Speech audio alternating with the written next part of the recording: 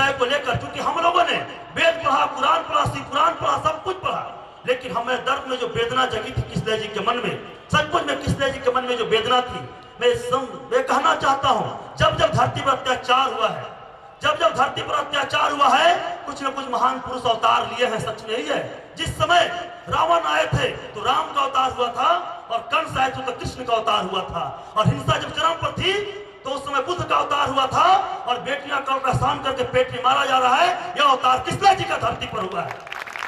यह काम करने के लिए हमको आपको सबको जगना और जगाना होगा, अवेयरनेस पैदा करने का काम जो किसले जी ने किया है, क्योंकि हमारी पलामू की बेटियां कमजोर नहीं है किसी मामले में, पलामू की बेटियां कमजोर किसी मामले में नहीं है, उसको सही दिशा और दशा देने का जरूरत है, सही रोशनी देने का जरूरत है। बेटियां बोझ नहीं हो सकती है, बेटियां कमजोर नहीं हो सकती है, बेटियां किसी मामले में कमजोर नहीं हो सकती है, क्योंकि बेटियां तो क्रांति है, शांति है, रिद्धि और सिद्धि है, बेटियां सब कुछ है।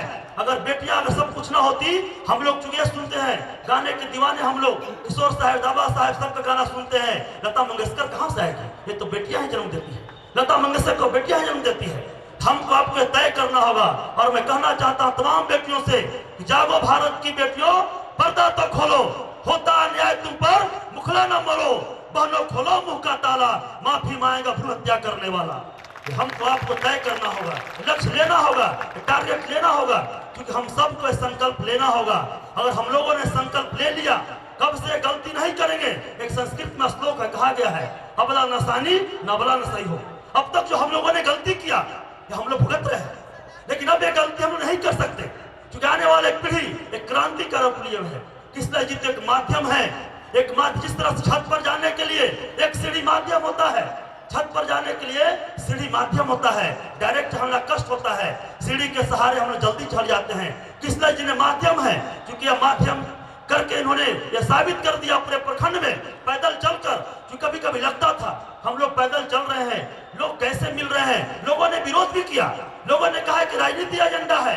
मैंने कहा कहने वालों कहने दो यार, कोई बात नहीं है, लोग सत्य परेशान हो सकता है लेकिन सत्य हार नहीं सकता है, सत्य परेशान हो सकता है लेकिन सत्य हार नहीं सकता है। इसलिए हमको आपको इन्होंने जो संकल्प दिया, जो बीड़ा इन्होंने उठाया है, हमको आप सबको संकल्प लेना होगा।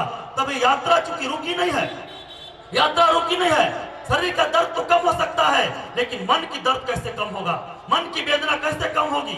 ये मन की वेदना तभी कम होगी जब हम सब मिलकर ये मन में विचार लेंगे, या मन में ठान लेंगे हम सब, तो हमको अपने भारत की मिट्टी से अनुपम प्यार है, हमको अपने भारत की मिट्टी से अनुपम प्यार है, और माँ के ऋण को जो न उतारे वह जीवन बेकार है। हम सबको इस माँ का ऋण, बेटियों को ऋण को उतारना होगा, और ये जानना और तय करना होगा, तभी यह हमारा जो हम लोग जो कार्य कर रहे हैं, अब आप सबका आशीर्वाद और प्यार मिला।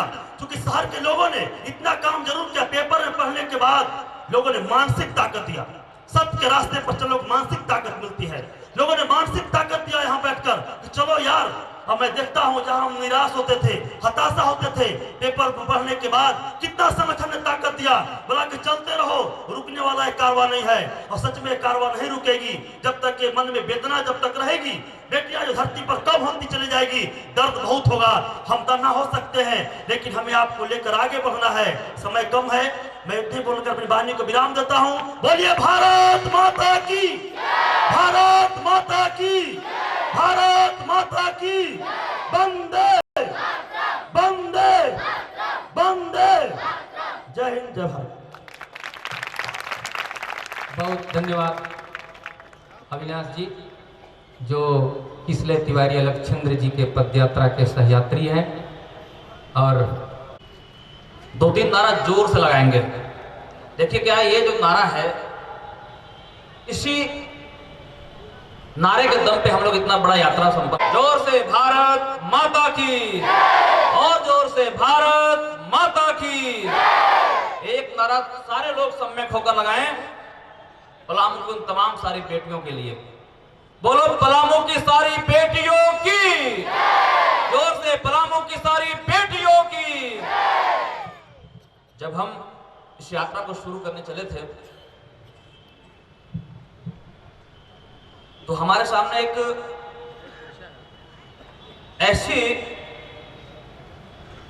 ऐसा चरित्र था जिससे हमको अक्सर प्रेरणा मिलता है, हमारे प्रभु हनुमान जी। जो मैं अभी कहने वाला हूं उस कविता के माध्यम से आपको बताऊंगा। उसने हमारा पूरा ये आज का युवा क्या होना चाहिए, आज का व्यक्ति क्या होना चाहिए, आज का मानव क्या होना चाहिए, आज का भारतीय को क्या होना चाहिए, कैसा होना चाहिए, सब पूरा निहित है। हमारे इस अभियान का निचोड़ है, सार है, एकदम तत्व है, एकदम मूल तत्व। याद कीजिए वो प्रसंग जब लक्ष्मण जी को मूर्छा लगा था और हनुमान जी गड़ी देने गए थे पर्वत पे, तब उन्होंने एक सूरज भगवान से प्रार्थना किया था, आग्रह किया था। उसको मैं बताना चाहता हूं। उन्होंने कहा था कि हे सूरज, इतना ध्यान रहे, संकट एक सूर्य वंश पर है। हे सूरज, इतना ध्यान रहे, संकट एक सूर्य वंश पर है। लंका के नीच राहु द्वारा आघात दिनेश वंश पर है। हे सूरज, इतना ध्यान रहे, संकट एक सूर्य वंश पर है। लंका के नीच राहु द्वारा आघात दिनेश वंश पर है। मेरे आने से पहले किरणों का चमत्कार होगा, मेरे आने से पहले यदि किरणों का चमत्कार होगा तो सूर्य वंश में सूर्य देव निश्चित ही अंधकार होगा। अतः सुनिए आगे, अतः और विनय कर रहे हैं, करुणा कर रहे हैं, एकदम हाथ जोड़कर प्रार्थना कर रहे हैं हनुमान जी। कहा कि मेरे आने से पहले यदि किरणों का चमत्कार होगा, सूर्य वंश में सूर्य देव निश्चित ही अंधकार होगा। अतः प्रार्थना कर रहे हैं कि छिपे रहना भगवन, जब तक न जड़ी पहुंचा दूं मैं। अतः छिपे रहना भगवन, जब तक न जड़ी पहुंचा दूं मैं। तभी उगना दिनकर, जब अंतिम निशा मिटा दूं मैं। फिर कहा आशा है, और थोड़ा सा विनम्र हुए हनुमान जी, और विनम्र हुए और नत हुए। हम लोग भी नत हुए थे पूरे यात्रा में, सबको आग्रह कर रहे थे, नत हुए थे, विनय कर रहे थे, प्रार्थना कर रहे थे कि आशा है यह स्वल्प प्रार्थना सच्चे जी से स्वीकारोगे और आतुर की आर्त अवस्था को होकर करुणार्थ निहारोगे।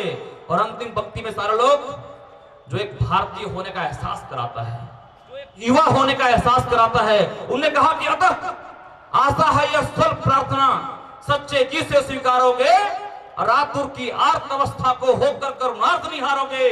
अन्यथा क्षमा करना दिनकर, अन्यथा क्षमा करना दिनकर। अंजनी तनय से पाला है और बचपन से जान रहे हो तुम कि हनुमत कितना मत वाला है, और बचपन से जान रहे हो तुम कि हनुमत कितना मत वाला है। तो मुख में रखने का फिर वही क्रूर साधन होगा और बंदी मोचन तब होगा जब लक्ष्मण का दुख मोचन होगा। बंदी मोचन तब होगा जब लक्ष्मण का दुख मोचन होगा। इसी कविता को लेकर के, इसी ध्येय को लेकर के, इसी पवित्र उद्देश्य को लेकर के जो हम लोग समाज रूपी लक्ष्मण को जो मूर्छित कर दिए हैं। हमारी लक्ष्मण कौन थे? हमारे प्राणवायु कौन थे? हमारा प्राण क्या है? हम जानते हैं जिस तरह से बिना ऑक्सीजन के हम जी नहीं सकते, उसी तरह समाज की ऑक्सीजन है बेटियां।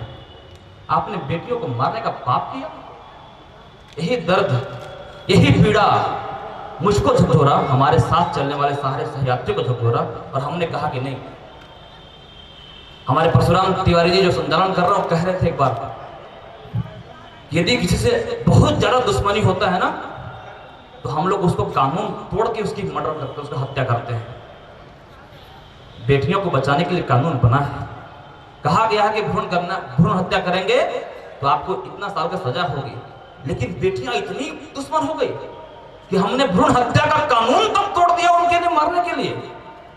तब आपका एक छोटा सा बेटा एक छोटा सा प्रयास करता है, गिलहरी जैसा प्रयास करता है, निकलता है गली गली घूमने के लिए, गांव गांव घूमने के लिए, सबसे आग्रह करता है, प्रार्थना करता है, विनती करता है कि साथियों, बेटी अब बोझ नहीं है, बेटी अब भार नहीं है। अरे बेटी नहीं बचाओगे तो संसार कैसे चलेगा? बेटी नहीं बचाओगे तो दुनिया कैसे चलेगा? वो तमाम सारे दहेज लोभी के कारण आज बेटियां का ये कंडीशन हो गया। सब लोग कहते हैं हमको पत्नी चाहिए, सब कहते हैं हमको बहन चाहिए, हमको माँ चाहिए, हमको नातेदार निभाने का सारे, दादी चाहिए, फूफी चाहिए, चाची चाहिए। लेकिन आखिर क्या बात है, किसी को बेटी नहीं चाहिए। सबसे जब हम मिलने गए, आग्रह किए, तो लोगों ने कहा कि हाँ, जाने अनजाने में कुछ गलतियां हुई हैं हमसे, लेकिन उन्होंने कहा कि अब तो जिम्मेवारी इन युवाओं पे है। हमने कहा कि युवा जाग गए हैं, युवा अब ऐसा गलत काम नहीं करेंगे। उन्होंने तय कर लिया है कि हम बेटियों को मारने का जो पाप है, जो हमारे पूर्वजों के द्वारा, हमारे बड़ों के द्वारा हो गया है, वो हम नहीं करते।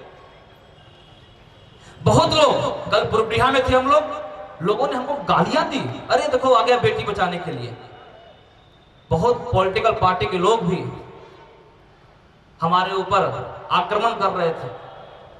हमने कहा कि राह में, सुन लीजिए सारे लोग, खैर यहाँ बहुत पॉलिटिकल पार्टी के लोग बैठे हैं, आप श्रेष्ठ हैं, हम तो आपसे सीखते हैं, आपने ही लाड प्यार दिया हमको तब आगे बढ़े हैं, ये आपको छोड़ के बोल रहा हूं मैं। राह में मुश्किलें बहुत हैं तो ठहरता कौन है? राह में मुश्किलें बहुत हैं पर ठहरता कौन है? मौत आनी है कल, आज आ जाए, डरता कौन है? तमाम सारे लोग सुन लो, जिसके मन में ये गलत भावना घुस गया कि बेटियां बोझ हैं, तमाम सारे दहेज लोग भी जहां तक आवाज आ रही वो भी सुन लीजिए। हमारे राजू नैन जी डॉक्टर साहब बोल रहे थे कि डॉक्टर जो पाप करते हैं, अरे डॉक्टरों को कहा गया था कि आप तो भगवान के दूसरे रूप है धरती पे, आपको हम भगवान की तरफ करते हैं, लेकिन आपने भी धन के लालच में, पैसे के लालच में आपने ये अल्ट्रासाउंड के माध्यम से बेटियों को मारने का पाप कर दिया।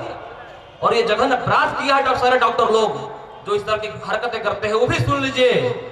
उनके लिए एक चैलेंज है ये मां भारती सेवा ट्रस्ट, उनके लिए भी चैलेंज है। ये तमाम सारे लोग, ये सिर्फ दर्द मेरा नहीं है, ये दर्द आपका भी है, ये दर्द इनका भी है, ये दर्द तमाम सारे लोगों का है, तभी तो यहाँ लोग बैठे हुए हैं। कोई मजलिस नहीं है, यहाँ पर किसी का डांस नहीं हो रहा है जो देखने आ जाएंगे, ये दर्द का परिचायक है ये पूरा महफिल। सुन लीजिए कि राह में मुश्किलें बहुत हैं पर ठहरता कौन है? मौत आनी है कल, आज आ जाए, डरता कौन है? तेरे लश्कर के मुकाबिल मैं अकेला ही काफी हूं, मगर फैसला मैदान में होगा कि मरता कौन है। मगर फैसला मैदान में होगा कि मरता कौन है। अब साथियों, हम लोगों ने तय कर लिया कि अब बेटियों को मरने नहीं देंगे। हमने तय कर लिया कि बेटियों को वही सम्मान दिलाएंगे जहां के लिए वो वांछित थी, जहां उनकी पूजा होनी थी, जहां उनका सम्मान होना था, जहां उनको प्रतिष्ठा मिलनी थी। आज राह चलते कोई मंचरा लगा छेड़ देता है, उनके साथ बलात्कार और रेप जैसी घटनाएं हो जाती है, तब हम में से सारे लोगों को जागना पड़ेगा। जिस दिन हर एक बहनों के अंदर, हर एक बेटियों के अंदर अपनी बहन का स्वरूप देख लिया, जिस दिन हर एक कन्याओं के अंदर, माताओं के अंदर अपने अपनी मां का स्वरूप देख लिया, इस तरह की तमाम सारी घटनाएं खत्म हो जाएंगी।